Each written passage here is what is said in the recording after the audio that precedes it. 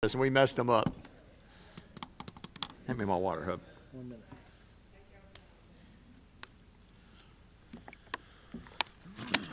We're going to do it just like we're on the air radio. 1 minute, Zach. 1 minute. 1 minute. 1 minute, Zach.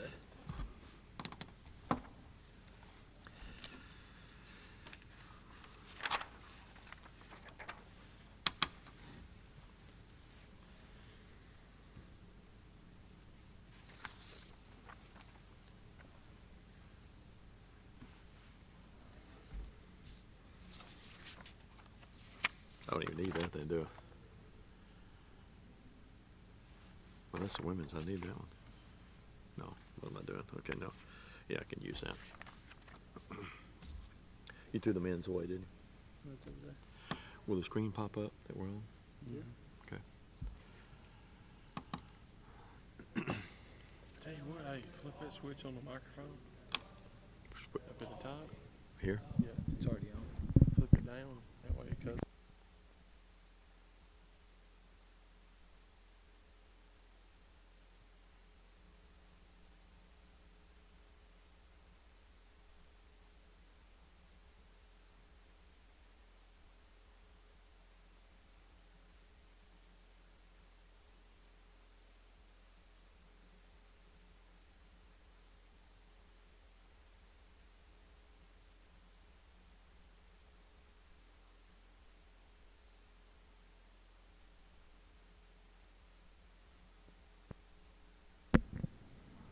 That's still not ready.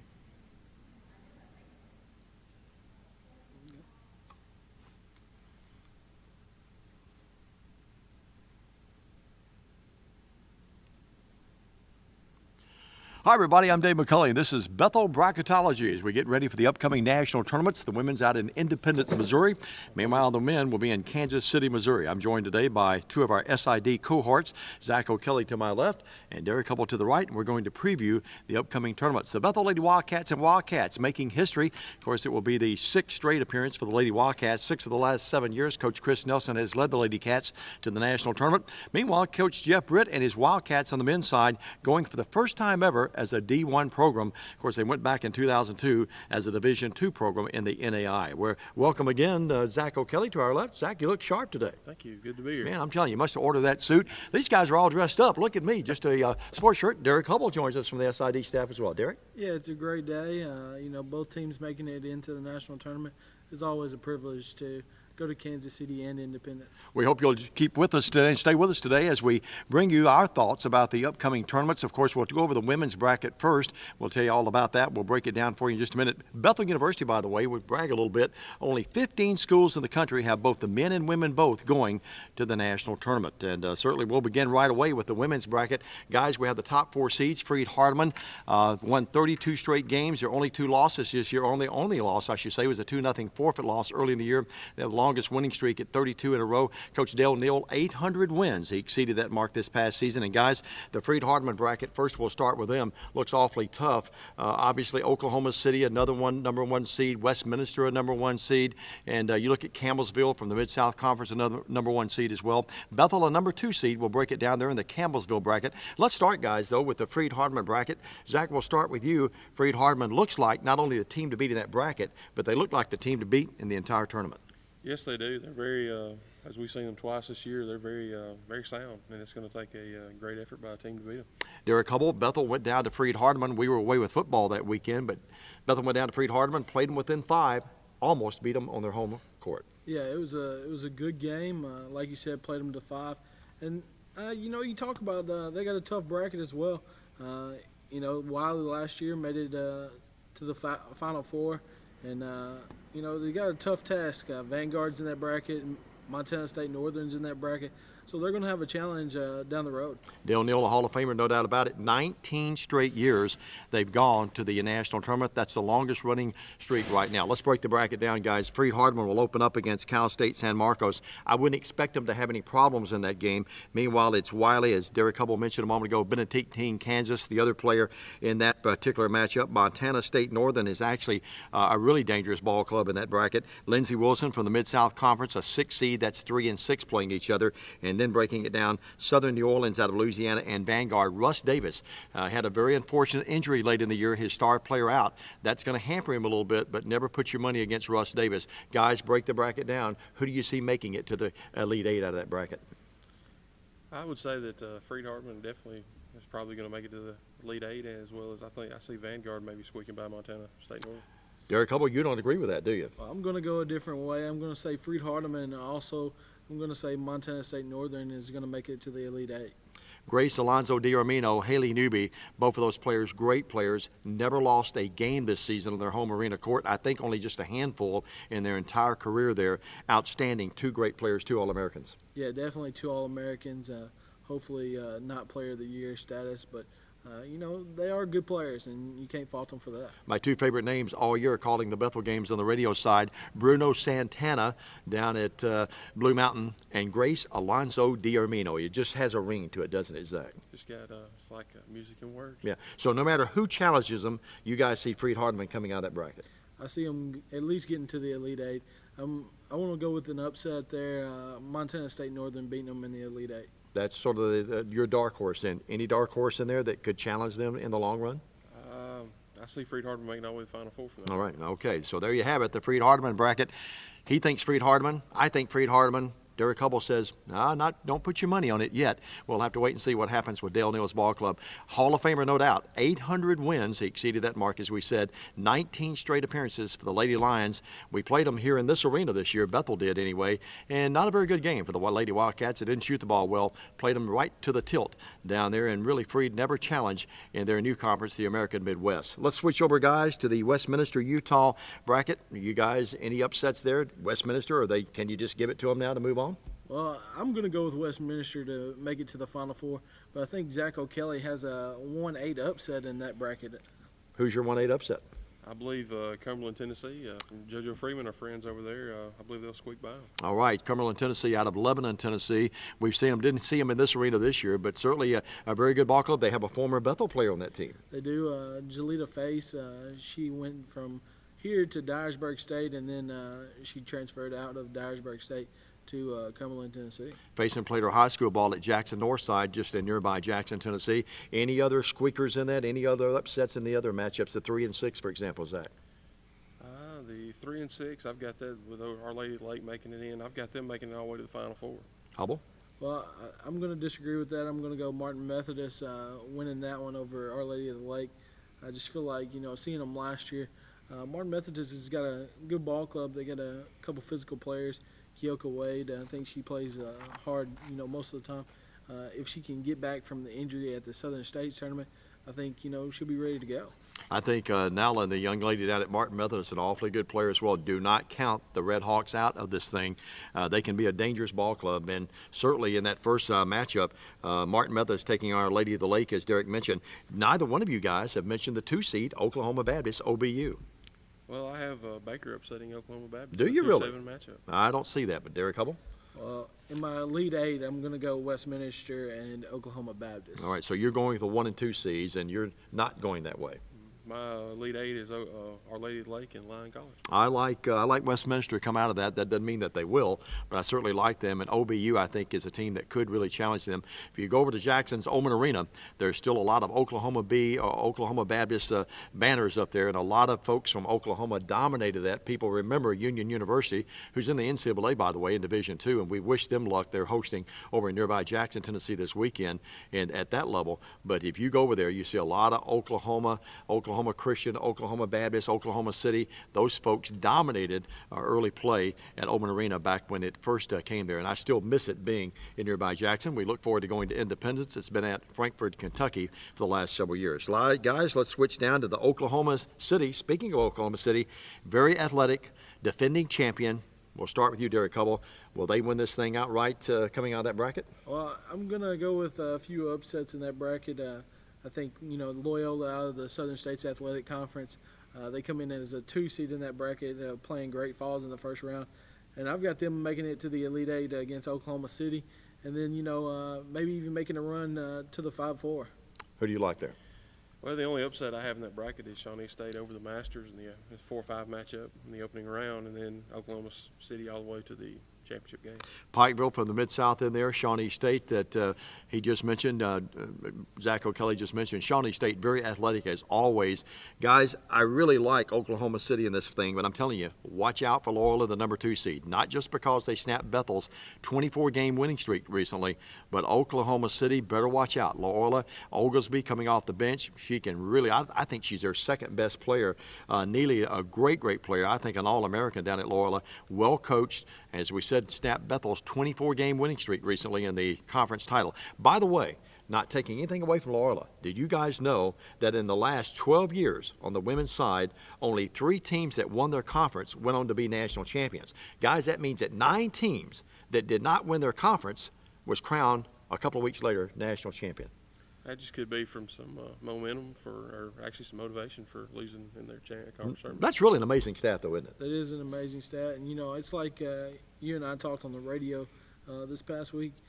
I know the NCAA-wise, Kentucky in '96 and in 2012, you know, made a great run. They lost in the conference championship game and then wound up winning the whole thing at the national championship. Yeah, Tony Delk in '96 and then AD Anthony Davis in 2012. I wasn't going to bring up, I'd already wrote myself a note not to bring up Kentucky, but since he brought them up, good luck to the Wildcats at the big level as well. So, guys, Oklahoma City, Loyola, the 2 teams that we think are the perennial favorites in that one. I'm going to go on a limb. I'm telling you, I think Loyola may sneak out of there and make it to the Final Four. I hope they do. Kelly Kennedy does a great job down there, former North Carolina player, coach, was over at Tulane just across the street from Loyola.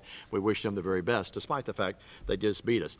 Bethel beat them in this arena 18 points. Bethel did not lose a game. And speaking of Bethel, let's move over to that other bracket, our final bracket before Coach Chris Nelson joins us hopefully in a few minutes.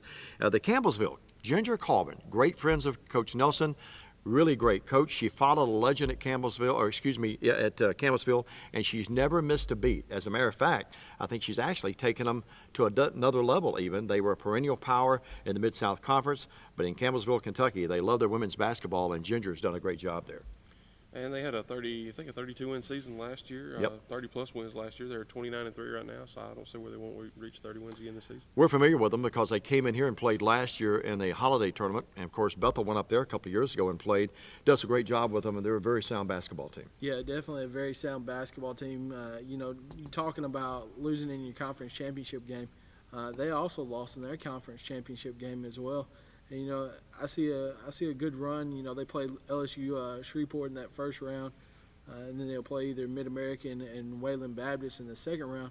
And I think that they got an opportunity to make it to the Elite Eight. Then you got Bethel and William Woods in the 2-7 matchup. I think Bethel will win that one. And then Concordia and Carroll plays the 3-6 game. And I see Carroll upset right there over a good Concordia team. Coach Nelson's talked about it with me a couple times. But I just see Carroll with the upset there, and then Bethel moving on to the Elite Eight versus Campbellsville. Bethel, the number 2 seed. Let's talk about the Lady Cats since we are in Crisp Arena and we do the Bethel games on the radio and the TV side. Lady Cats, 30 wins this season. It's the most in program history. We mentioned the 24-game winning streak. Taylor Foster, the leading scorer in the nation, has had a fantastic year. The starting 5, I think, about as good as any starting 5 in the country. Competitive with at least anybody in the country, if not better. Kiki Drake, one of the top offensive rebounders in the country. Jacqueline Streets had a great year slashing to the bucket, shooting jump shots, and Foster has just been phenomenal. Bethel did not shoot the ball well, shot only 31% in the tournament down in Montgomery, Alabama. Guys, need to be alarmed about that or not? I think that, you know, looking at that situation, it's a different arena. It's going to be a different atmosphere, definitely a different setting, I think. I've checked out a little bit of Independence's arena, and I just see that it's not like what we saw this past week in Montgomery. Our ladies who keep this entire place looking sharp, the entire group across the way over there waiting to do some more work behind us. Let's give them a big round of applause over there. All right, gals, applaud for yourself over there. All right, they do a great job, and we have sort of snuck in on them this morning here in Crisp Arena. But speaking of the Lady Cats, the number 2 seeded team, Chris Nelson, 6 of the last 7 years. He's going to join us in just a few minutes. He's taken this program to the national tournament, and certainly 9th year. He will not hit it this year at the 200-win mark, but next year he's going to capture his 200th win, and if we had more games this year, he'd do it. But Zach, he's done a fantastic job here. He has. He's very impressive to watch his teams play. It's this season's been very great watching this team being successful as they have been. Doesn't Zach O'Kelly look sharp? The suit didn't come in time, folks, for Wildcat Vision. He does our TV side, and Derrick Hubble helps me on the radio side. But Bethel, I think, has a great shot to come out of this. I'm going to pick Bethel to make it to the Final Four. I think it's going to be two old friends. Not that they're old, they're still young people, but Chris Nelson, who's joining us in just a minute, and Ginger Carvin, I think they're going to match wits in the Elite Eight game. The Lady Cats made it there last year for the first time. I think they're going to do it this year. I agree with you there. I have Bethel all the way out to the actually making it to the championship game there out of that bracket. So your Final Four right now? My Final Four will be Freed-Hardeman, Bethel, and Our Lady of the Lake and OKC. So your big surprise is Our Lady of the Lake. Mm-hmm. Coming out of there, Our Lady of the Lake, a 3 seed. The 3 seed in the Bethel bracket and in the Campbellsville bracket, by the way, is Concordia. Interesting note, we're not sure about this, but we were told that Concordia suspended some gals for their title game or for their tournament appearances. I'm not sure why, whether they'll be back or not, but if Concordia doesn't get those gals back, that could be devastating for them. Carroll could wind up with an upset there out of that. All right. Coach Nelson's going to join us in just a matter of moments, we hope. And here he comes, right on cue. He's walking into Crisp Arena. He doesn't have his entourage around him. And ladies, let's give him a big hand over there. All right. Now listen to the crowd. Coach Chris Nelson's coming in to join us. And Coach, almost a consensus here. Welcome aboard, Coach Chris Nelson of the Bethel Lady Wildcats, the Coach of the Year, I might add, that we did not mention a moment ago in the Southern States Athletic Conference. Taylor Foster, Player of the Year. We had several other players to win awards. Kiki Drake, we didn't even mention her much. She was an all-conference performer as well. Moo and Jacqueline Street, both on the second team. Coach, congratulations on a great year. Yeah, I appreciate it a lot. It's the best time of year, and it just never gets old, making the national tournament. Now, you've been on the radio with us. You've been on Wildcat Vision. How does it feel to be on Bethel Bracketology? Well, it's a big deal, and you get these guys dressed up like this. I'm underdressed today. Yeah, well, look at me. My wife said, "Aren't you going to dress up?" I said, "I'm going to let the boys shine today." Coach, it's been a fabulous year. Didn't shoot the ball well against Loyola, but other than that, it's been a year that has been a remarkable year. It's a historic year, 30 wins. Yeah, we didn't shoot the ball well in Montgomery, but I still thought we played well. We defended. For whatever reason, I showed the girls on tape this week the great things they did. The years went by too fast. It'll go down as one of my most favorite / best teams, not just because we won games, just because they made it easy to coach them. You have had a great run in the conference. Didn't lose a regular season game. This arena, you only lost one game all year, and that was to Freed-Hardeman. Yeah, that's hard to do in any league, in any conference to run. First time it's run the table since 2008. Lee University did it. And Excuse me. You put your name in there with Lee, and Powerhouse and Marty Rowe and all those teams. They dominated the conference in the Southern States, and that was our goal. We want to go in and be the face of it. And obviously, this facility's been really good to us. I think we've only lost 5 games in here. You could call it the friendly confines of Crisp Arena that just really treats us good. As fabulous as the year has been, everyone right now, though, 0-0. William Woods, what do you know about the Owls? Well, we want to put the icing on the cake. It's always our goal every year to play as long as any team possible. We want to be the last team playing, and with this group, we want to play as long as we can. We don't want the season to end. As far as the Owls, we're just really digging into them now. We know that they have some familiar opponents in Freed and former rival Line. They've won, I don't know, maybe 15 of their last 18 games. I know the French kid can really score it. Dan's been in the tournament 7 or 8 years. This time of year it's about matchups. I think we have a good matchup, but we have a goal to get to the Fab Four and obviously a national championship, and you can't do that unless you get the first one. Chris mentioned French. It's Blake French, an unusual name for a gal, but certainly a lovely gal. Had her picture up on the website last night. She and her teammate averaging over 11 points a game. You'll have to be conscious of them, obviously. Yeah, and again, different styles for different leagues.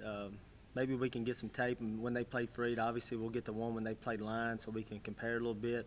We have a common opponent in Lindenwood, Belleville, and Harris Stowe. That we played 2 teams out of that league. We just got to see the style they play, and obviously our league's a little different. You're going to see a lot of athletes that like to get up and down the court.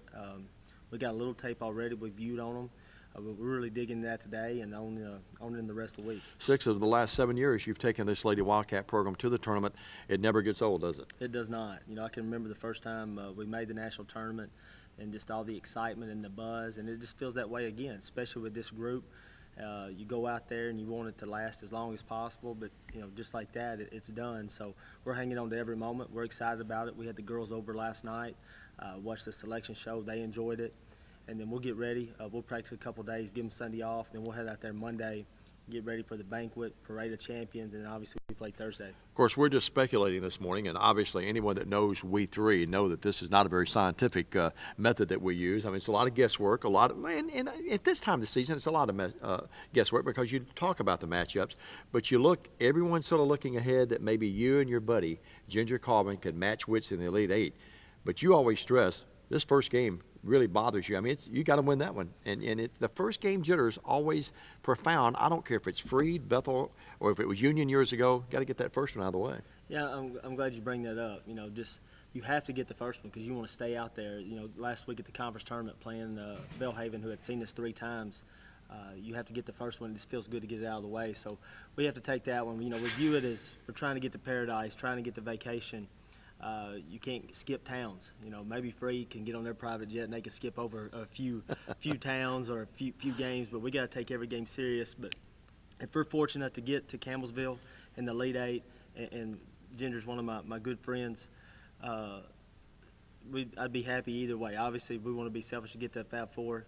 She's been to 3 Elite Eights, never been to a Fab Four. We've been to Elite Eight last year, so if we got to that, it would be all smiles. Your program, obviously one of the most successful in the country, but a lot of people I know you want to thank before you leave us. I mean, right from these guys to the administration, to your fellow coaches, to your assistants, to the players, to the fans, to the parents, the staff, everyone that works here, the faculty, is a lot of folks that go behind making a program successful. Yeah, you know, they take it serious here at Bethel. Obviously, we have the support, the foundation. Here's a good example. Our band and cheer come down last week. You know, we're here doing this show today. It starts with Mr. Kelly, and it just trickles down to our associate ADs and all the work you put in. We're just thankful that this many people care about what we're trying to do. And I constantly remind our girls, after the conference tournament and during the conference tournament, just bombarded with messages, Facebook, texts. And I see other people that don't have that same support. When I'm watching video on teams, I'm just amazed that nobody's in the gym. It comes back to this area. You know, you just look at all the top teams, or all the teams in this area, top teams at any level. So women's basketball means something here. And our girls don't take that for granted. If you're watching this, you've already found us, but it'll be on social media, on YouTube later this weekend, and then, of course, on Boxcast. You can go to BethelAthletics.com, and they'll lead you right into the links on Boxcast there and Wildcat Vision. You'll be able to watch this and tell other folks, we're saying it because you're already watching it, but tell other folks, too, how they can obtain it. Also, the games will be live on WEIO 100.9 and thefarmradio.com. We'll have the pregame 30 minutes prior to tip-off both the men and the women. I know before we let you go, you're happy for Jeff Britt. First time that the men have gone since 2002 when they were a D2 program, but first time as a D1 program. I know you're really happy for him, Jonathan, AJ, and the Wildcats. Yeah, those guys have worked hard. I'm happy for the guys. You know, I had a good talk with Caleb Hardy last year when he was debating on coming back, you know, playing through that injury. And just talking to him yesterday, I got chills talking to him. And to see the smile on Coach Britt's face and Coach Stanley and AJ, those guys have worked hard. They had a hard road at the end of the year, and they did what they had to do to get there. So, and I think they can go out there and win a couple games and shock some people. Won't be a shocker to us, but might be a shocker to others. Nice season for this kid. I still call him the kid because my wife taught him back when he's in the 3rd or 4th grade. Bottom line is, what I was going to bring up, though, the TV, the lights. Seeing a few gray hairs up here, buddy. I got to get them cut out before we go out there to National. I see you looking at them. Yes, of course. Well, my gray hair overshadows anything that anyone had on the camera. Coach, good luck to you. It's a pleasure working with you. We look forward to seeing you out in Independence, and I'm going to miss my cohorts up in Kentucky, but they did a good job. But I'm looking forward to a new venue and Independence, and let's go all the way. Elite Eight last year. Final Four, national title this year, hopefully. Yeah, thank you. We're looking forward to Independence and see what they have to offer out there. Good luck to you, Coach. Thank you. Coach Chris Nelson joins us here on Bethel Bracketology. That's going to wrap it up. Any closing thoughts, guys? Zach, we'll start with you. Any closing thoughts on the women's bracket? There will be, like last year, I think there'll be a few upsets, but I think we covered them pretty well of what we think they may be there. But as it always is, there may be some that we haven't actually brought up now. Derrick Hubble, closing thought on the women. You know, I heard you and Zach talk about who's going to be in the Final Four. I think obviously Freed's got a good shot of getting there, but I'm going to go, like I said, Montana State Northern making it to the Final Four, Bethel making it to the Final Four. I'm going to go Oklahoma Baptist and Loyola making it to the Final Four for the women. Loyola's the only really, I guess, one I deviate from probably what would be the sound thing to call Oklahoma City. I like them. I like Freed. I like Bethel. And Loyola is my sort of dark horse to make it to the Final Four. We older people sort of settle down and go with what we think is going to happen.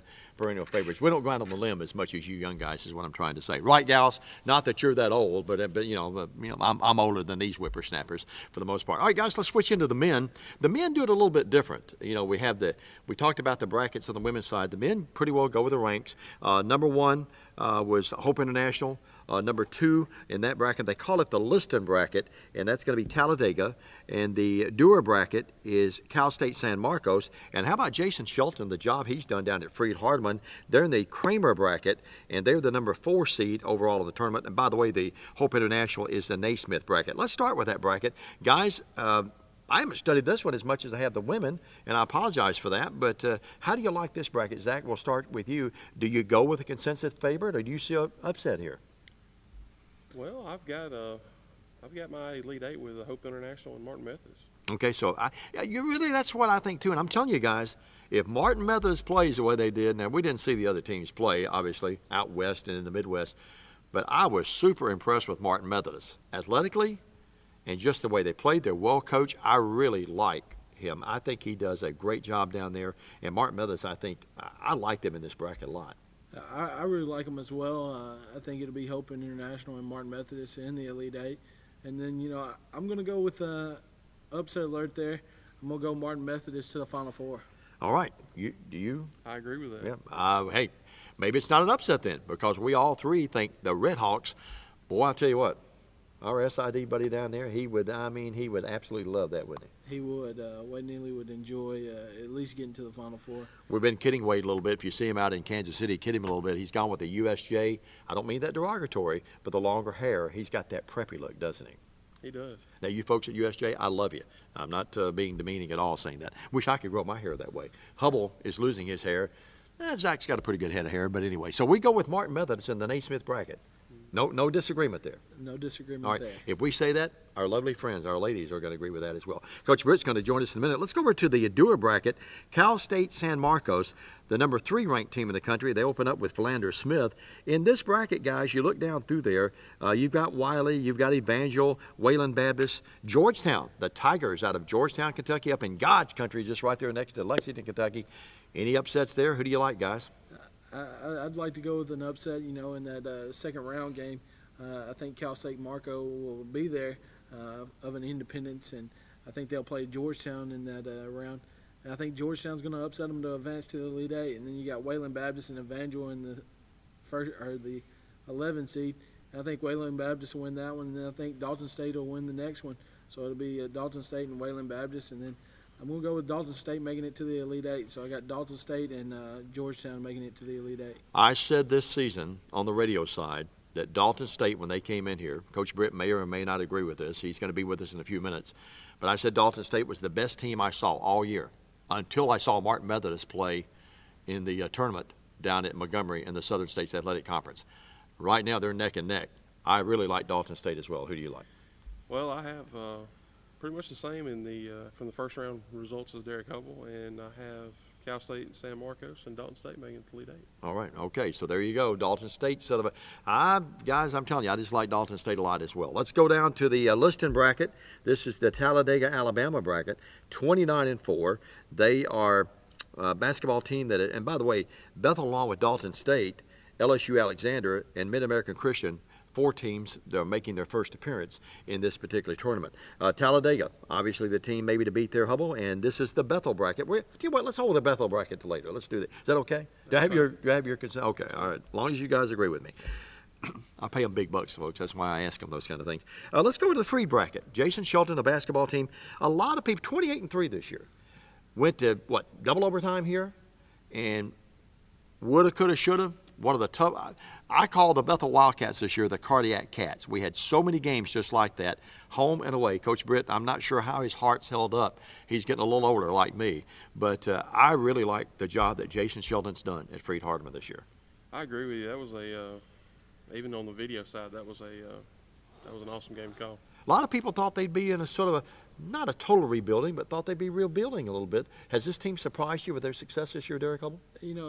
It's always a good job by Jason. He does a great job with Freed-Hardeman. I don't see it as a surprise. It's not a rebuilding year. You just reload.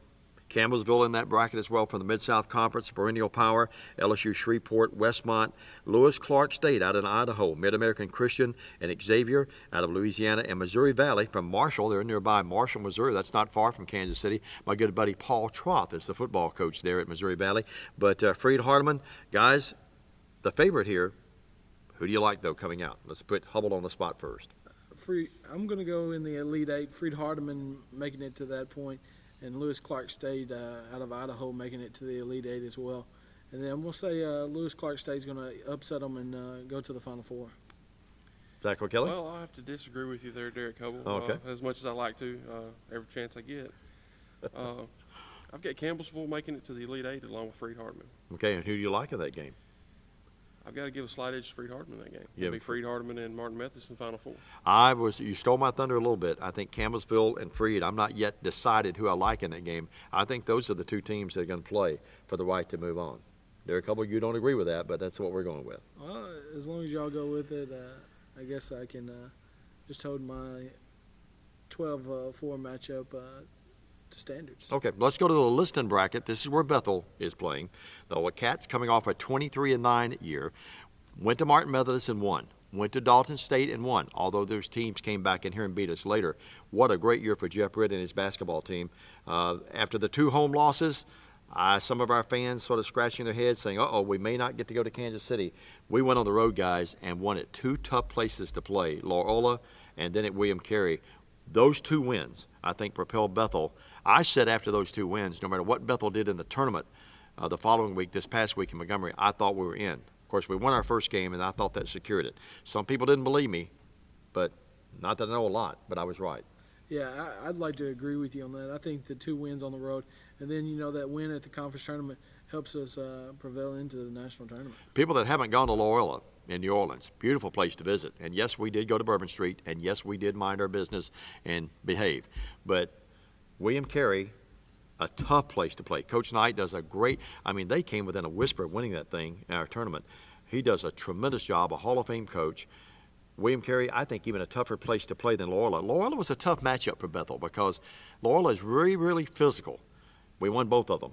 I agree. You agree that propelled us to the tournament? Yeah, I agree. That's 2 tough games to play in a 3-day span there. We'll talk to Coach Britt in just a matter of moments. Did a great job this year, as he always does. 20 wins pretty well every year, and in the tournament for the first time. Got to be happy for him, A.J., Jonathan, the entire Wildcat staff, and the players. Yeah, I agree with you. There's a lot of those kids that, I grew up with, talking to them, and, just being around on campus, seeing, Coach Britt's team just get to this stage, and I think it's a big asset for the school. And I'm happy for everyone, but you know who I'm happy for the most? The seniors. These kids have stuck with Coach Britt. You take a kid like Caleb Hardy, an All-American. I could go on, and I'll miss someone here. I don't have my roster in front of me, and I apologize. But, boy, these seniors deserve the right to go to Kansas City, don't they? They played with a lot of heart this season and a lot of purpose, and their hard work's paid off, got them in the tournament. All right, let's take the bracket, then we get Coach Britt to come in and join us. Bethel, of course, Talladega is the top seed here. Bethel will take on Pikeville. The Bears out of Pikeville, Kentucky. I love Kentucky. I love the Eastern Mountains of Kentucky. A lot of great players have left the Eastern Mountains and gone over to Lexington and played. They're some of the most beloved Wildcats up there of all time. Why am I acting like Dick Vitale? But the bottom line is, Pikeville, 95.2 points a game. They lead the country in scoring. They have 2 guys that average over 19 points a game. Guys, we'll ask Coach Britt this. How do we stop those guys? Well, it's going to be a tough matchup for the Wildcats, but as we've seen all year long, they've been pretty much in every game they've played this season, and I think that's going to be enough advantage to get them over the hump. What do you think? I'd like to agree with Zach on that, and we got great players all around. You talk about Caleb Hardy being one of the best. You got Gary Pollard, Cole Nelson, just leading the troops. Doing what he needs to do to make the team better. And I think those 3 guys alone will help us get to that next level and make it to the Sweet 16 and play Concordia. Concordia plays Oklahoma City. You talked about Oklahoma City on the women's side. I just think Concordia has the better hand there in the Sweet 16. And then I like Columbia and Talladega to meet in the Sweet 16. Then I'm going to say Talladega and Bethel making it to the Elite 8. And it'll be a battle with Talladega, being the number 2 seed overall. Can the Cats beat them? I think so. I think they're going to make it to the Final Four. All right, how about that? The Bethel Wildcats to the Final Four. You can take it to the bank. Derrick Hubble said it. Zach O'Kelly, how do you break out the bracket? Well, as of last night when I did my bracket, I had agreed with Hubble all the way to the point of to the Final Four and be there from that bracket. And this morning, with a little bit that I did this morning, I agree with him. I think that the Cats have been tested enough this year that they'll find a way to win. Okay, all right. I love Bethel's bench. I love the starters, but I love our bench. I think our bench is one of the best in the entire nation. Coach Britt's going to come in and join us. He is in his 15th year. He's the 18th winningest coach in the NAIA. This guy knows what he's talking about, and I'm really happy for, I'm happy for the seniors, happy for our fans, happy for their parents, happy for our school, the administration. But more than anything else, I'm happy for this guy. He deserves it. Coach, I've been your voice, I guess, in SID now for 5 years after being at Lambeth for 18 prior years, and saw you a lot, knew you then, back with you and old Kevin Burton. He won, by the way, in the Division II, by the way, earlier this week. But I'm really happy for you two. Congratulations. Thank you, Dave. I appreciate that. And I know your kids, you feel like they well deserve this honor. Worked all year, talked about this has been the ultimate goal to get to Kansas City, Missouri, and we sat last night and hearing the activities around the Vero and watched it unfold on the TV, and these guys are excited. Happy for your seniors, I know. Definitely so. You know, Caleb's the guy we probably think of the most because he got hurt last year. Sure. You know, took a redshirt year, and he had been a senior and went ahead and graduated, and him being in graduate school and him not be a part of it. So things happen for a reason. We had great crowds in here this year, both for the men and the women, and I know that that's been a big part of this success for both programs as well. We get tremendous support here with our home crowd, and we get a good following on the road, and we're just so thankful that we have this facility, obviously, and when we get a great crowd here. I mentioned the two road wins late in the year at Loyola and at William Carey. I thought those were huge. But, Coach, you had two marquee wins this year, one at Dalton State, who's going to the tournament, and one at Martin Methodist, who's going to the tournament, and they both could go very deep. I think those are the two marquee wins of the year. Two quality wins on the road, and I know at the time, I don't know how much the kids understood at that particular time what that meant in the scheme of things, and it was in January, and we were winning some games, and I think we had a 7 or 8 game win streak going, but how important that was, especially on the road, and how it could turn around at home. But still, those were two teams that top 10 in the country, which helped us get some recognition at the time. This conference, the Southern States, one of the toughest. I mean, you look at Martin Methodist, you look at Dalton State, you look at, you talked about Loyola with me in the radio interviews about how tough of a matchup they were for us, being so physical. They had a losing record, but, they didn't look like a losing basketball team, certainly by any means. Tough conference that prepare you now to go to this national tournament. Top to bottom is the meat grinder. Really, I think it's the SEC of the NAIA, and I don't mean disrespect to the other conferences, and I'm sure this will be watched all over the country by different schools once the word gets out about Bethel Bracketology, but I think we're the SEC.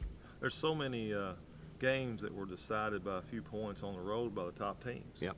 And it's so competitive from top to bottom, and on any given night, anybody can beat you, so you've got to be prepared, home, away, whatever the case is, and very good league, great coaches. It could very well be someone else besides us sitting there. Coach, how do you like your bracket? How do you like the seeding, the draw? How do you look at this particular bracket? Well, you look at who we drew with Pikeville, and then you look at the 4 teams in that little bracket part there. There's 3 national champions there. Yeah. Pike was won a title, Oklahoma City's won a title, and Concordia's won a national championship. So we're in good company. And when I talking to the guys last night, we're happy to be going. This is what you put in all that hard work for to get there, but we're going to win. So we'll get our scout together, and we know that Pikeville leads the country in scoring, about 95 points a game, and they're not maybe as big. Take a lot of shots from the perimeter, some 3-point shooting about 40%, a little bit under, but they've lost 3 of their last 4. Yep. And there's a reason behind that, so we'll figure that out when we get back into practice. We gave the kids off today. We practiced 3 days up to it and preparing to go, so now we'll start preparing for Pikeville. And I feel really good. I think the guys are excited about going, and when all these teams get out here, I think it's all up for grabs. Yeah, we talk about the talent of a lot of other programs and other teams. I really like our team. I think your bench has been, I think, a decisive factor in a lot of the ball games. It has, and I've always wanted us to have a bench that could help us come in and produce. And and give some rest for the guys who start and play, simply because it keeps everybody interested in playing. Sure. And now they got something to shoot for, look forward to getting in. And then the more you do that, if you have an injury along the way or someone happens to fall off, then you have someone that's got some experience there. Coach, you match wits with an old friend of yours, Kelly Wells. And people that don't know, and I think probably most people that watch this or are watching or will watch, know Kelly Wells' situation. Kelly had to have a transplant and really was near death. And I'm so happy for he and his lovely family that he's been able to battle back, not only battle and beat that, but continue to coach at a high level. And I think one of the good guys in our business. Oh, there's no doubt. Kelly's a great person, great coach, has done a great job there at Pikeville. They got a nice facility they play in. It's off campus. It's a convention center. It gets, they get great players in there, and just super guy, really good person. Back when I was with Lambeth, they played the first year that was open, the arena downtown there. A beautiful setting. That's a beautiful building, and they have a lot of concerts in there. They have a lot of big, well-known people that come in there, and happy for them and those kind of things. But certainly hope we beat them, averaging 95 points a game. I guess the big question is, once you put it together, you got to stop them. Got to stop them. We're gonna, we'll get in practice and work on some things that we kind of put on paper to get ready for tomorrow. And we play at 9 a.m., which is on that morning at first game on Thursday. But the good thing about it is we get there and we don't play the first day. We play the second day, so we can kind of get settled in and watch some games. Right.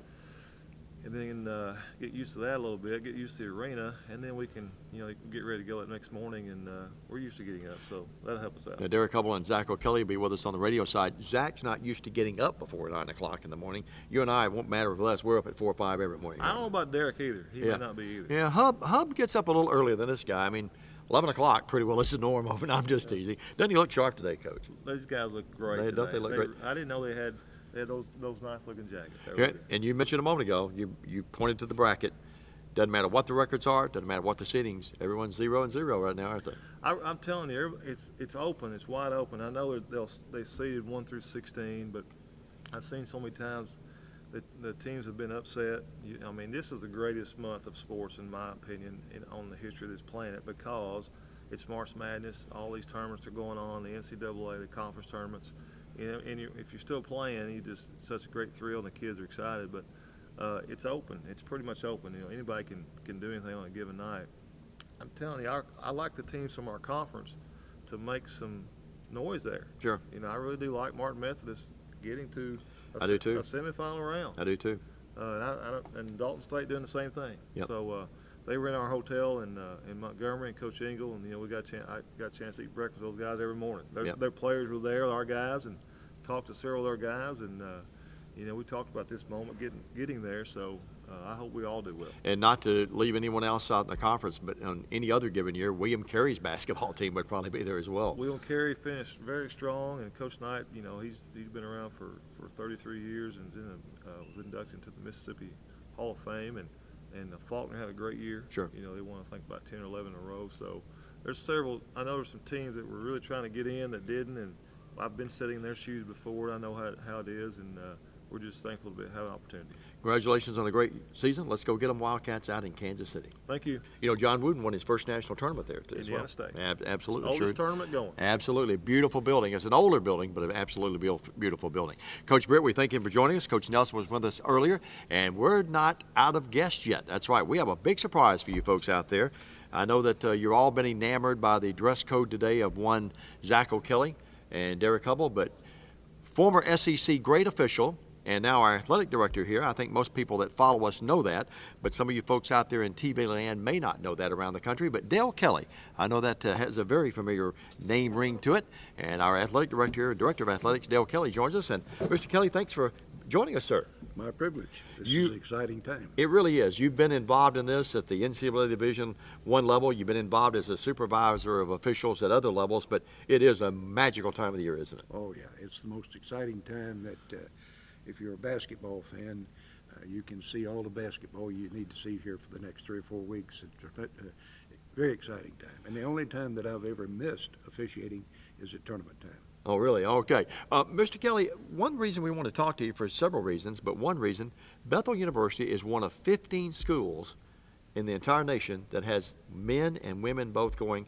Talk about both programs a little bit and talk about how proud I know you are personally and professionally of the success of both of these coaches and their basketball programs. Well, our coaches and our players, they've worked really hard this year to get where they are, and we certainly want to compliment them on a great season. It is pretty phenomenal when you think about it that as many schools as there are around the country, that we're just one of 15 that have made this a very, very special occasion for all of our Bethel fans out there, and we're excited about Kansas City and Independence, where we're going to be playing, and I hope that all of our fans will be tuned in. Your leadership, along with Brad Chappell and Rick Vaughn, and by the way, Rick Vaughn's son, he plays on the men's team, as many of you I know. The leadership of those folks and you and Walter Butler, our fine president, it's all been instrumental in the success of both programs, and I want to thank all of you for that.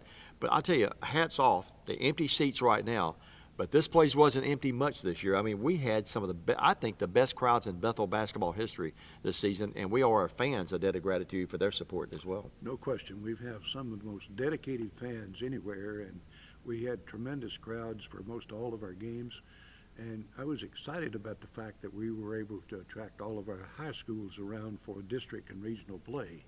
I think that was big for Bethel, and I know that the fans from those particular schools that played here, they were impressed, and we hope to continue to do that.